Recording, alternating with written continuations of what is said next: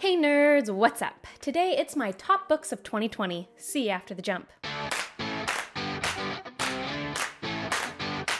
I usually try to keep my top books of the year down to just 5 books, but this year I read so many good things I had to include 8, and that was already extremely tough to do.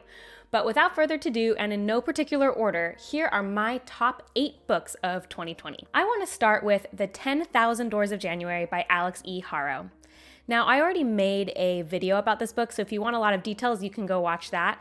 But this book just completely enchanted me.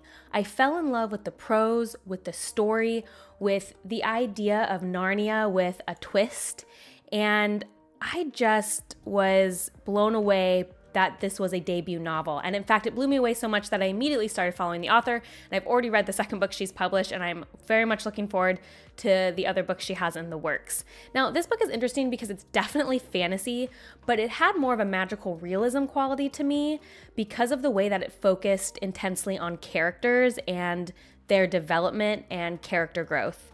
And so if you are a fantasy reader who really loves good prose and good character work, I would really recommend The 10,000 Doors of January. Next, I have Good Omens by Neil Gaiman and Terry Pratchett. Now, I also made a video on this novel because it just blew me away so much. I was already a Pratchett fan because of Discworld, and so reading Good Omens was just like the pinnacle. The blend of comedy and satire and irreverence, but also heartwarming nature of the relationships of the characters just blended together so well for what I consider to be pretty much a perfect novel.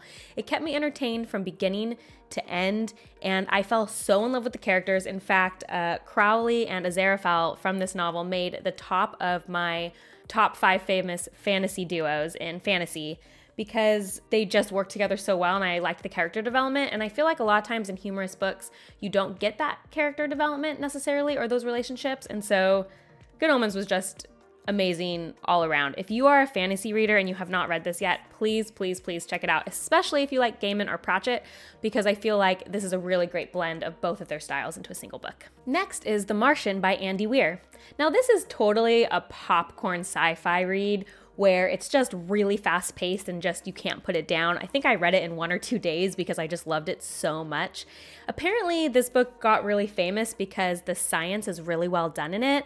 I'm not a scientist, I'm an engineer, so I don't really know, but I was impressed by the amount of research that went into it, and that's apparently what made this book set apart. The thing I liked most about this book was just the emotional response I had to it, which was I was extremely stressed out the entire time I was reading this book. I think it's kind of hard for authors to make you feel the stress of a main character, and this book did it so well. I was actually unsure if he was going to make it out or not, and I just couldn't put it down for that reason. So if you're looking for something that's a fast, easy read and you just want some entertainment, I really recommend The Martian, especially if you like sci-fi, because it was just great. I loved it. The next book to make my list is To Be Taught If Fortunate by Becky Chambers.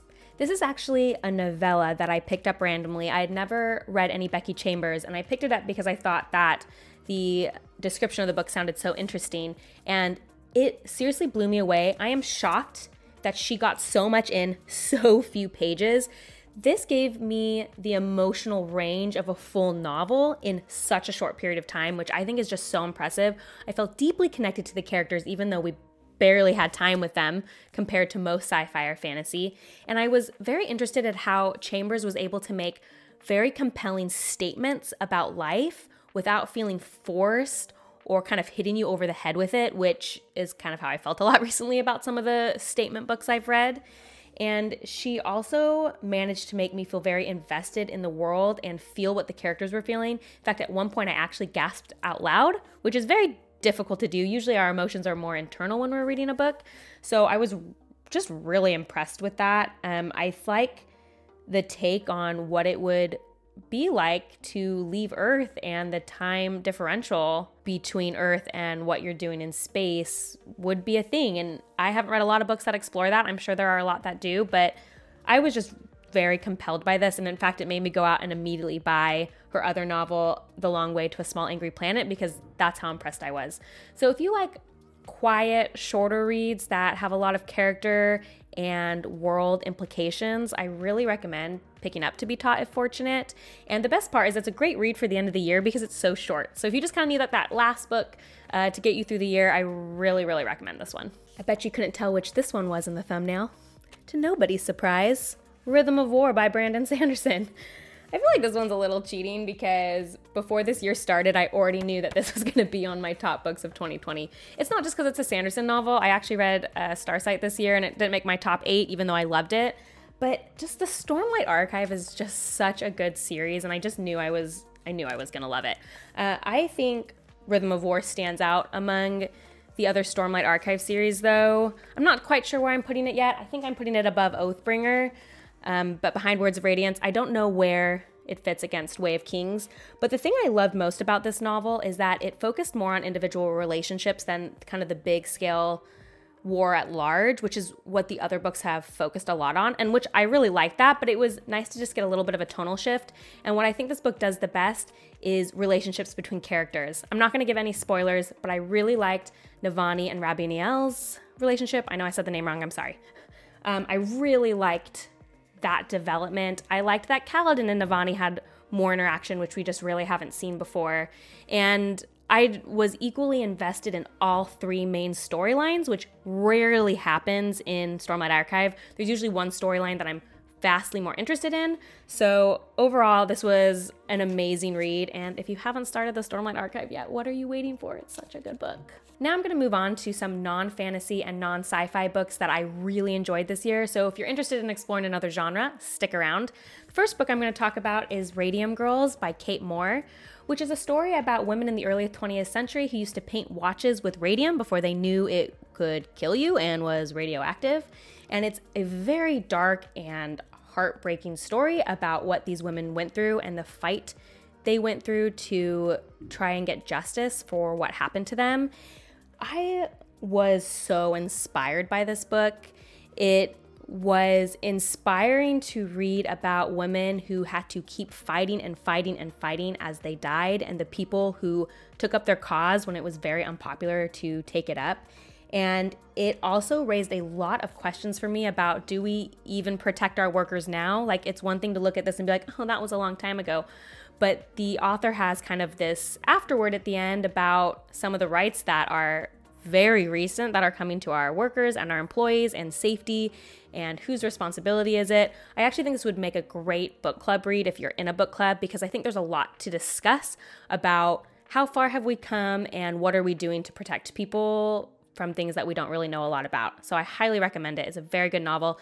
It is dark, so I'm warning you now that it has some passages that are a little difficult to get through because it's a very sad story, but ultimately it's very inspiring. Next, How to Be an Antiracist by Ibram X. Kendi. This was a book I read, a part of many books I read this year in response to the civil unrest that has been plaguing the United States. That is where I live, and I decided that maybe I hadn't done my due diligence in really educating myself, and so I took the time to read a lot of novels. All of them were excellent. This was just my personal favorite. I really liked how he defined all of the terms he used and helped me understand that a lot of times when we're talking about race, we are thinking different definitions in our head and how that hurts our arguments. And he also just laid out in a very easy to understand way some of the historical things that we have gotten wrong and what we are doing to not help the cause. Additionally, his point about how every piece of legislation is racist or anti-racist, and you have to dig to understand how it is oppressing individuals or not, was really life-changing for me and changed, honestly, how I voted. I always thought I was voting anti-racistly, and realizing that that wasn't the case was a very good learning experience for me. So I just really highly recommend this book if you're looking for something as a start to understand these issues better. And it's a great starting platform for me. I felt like it helped me understand the other books that I read that dove deeper. So this definitely makes the top of my list this year. And finally, rounding out my top 8 list is Anxious People by Fredrick Backman. This is actually really exciting to me because I wasn't planning to read this book this year until one of my subscribers, Michael, sent this book to me. And so I read it. And so it's so awesome to me that one of you guys sent this to me, and then it became one of my top books of the year. This is a fiction novel about a group of people who kind of come together, and it talks a lot about you know, our judgments of other people and how we first judge people and what they really are inside. And it was just the most heartwarming book. I don't even know if that's the right word to describe it because it was also very funny, but the end, the point it weaved together was so masterfully done. I couldn't put it down. I read it so quickly and I got teary-eyed for like the last 30 pages, which almost never happens to me. It was crazy how Backman was able to use humor to actually make very poignant points about human nature. And I was just blown away. I highly encourage that you read this book if you're okay with just normal literary fiction. It was a masterpiece and a great end to my year and a great read for December. Okay, so those are my top books of 2020. You can check out my Instagram, bookborn.reviews, if you want to see all the books that I read in 2020 and kind of see a comparison of what didn't make the cut.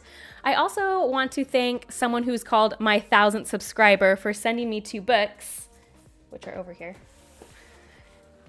They sent me The Sword of Destiny, which is the second book in the Witcher series, and also The Blade Itself by Joe Abercrombie. I'm so excited, and I want to thank whoever you are. You said you were my 1,000th subscriber, because these are actually 2 books I've been really looking forward to read. If you guys read my Witcher review, it made a lot of people mad. I did not like the first Witcher book, but I wanted to give it another chance, so I'm very excited. In fact, I've already started it, and I'm hoping that I like this one more. It actually kind of made me chuckle out loud because the person who sent this to me wrote, "You need to like this because everybody likes it." So we'll see if it works out. And then I actually have not read any grimdark. It's a subgenre that I have stayed away from because it just doesn't seem like my cup of tea, but I've just heard so much about Joe Abercrombie, so I'm really excited for my first foray into grimdark. We'll see what happens. So I want to thank the person who calls himself my 1,000th subscriber for that. Speaking of 1,000 subscribers, thank you guys so much for showing me so much love and helping me hit 1,000 in 2020. That was a goal I was planning for 2021. So literally one of my highlights of my year that you guys have shown me so much support. I'm so grateful. And because of that, I actually want to do a giveaway. So I want to give away 3 of my top 8 books of the year. So all you need to do to enter is just comment on this video, whatever you want. Tell me what your favorite book of the year is. Tell me if you read any of my favorite books of the year, whatever you want. Comment, and then I'm going to randomly select 3 people to choose one of my top 8 books, and I will send it to you as a huge thank you for being so supportive of me. So I will let entries go in for a week, so it will close next Wednesday, and I will pick the winners after that. So thank you guys so much for showing me so much support. And as always, if you liked this video, please like and subscribe and comment below what books you liked this year. And if you want to check me out on Instagram, you can at bookborn.reviews. I'll see you next time. Bye.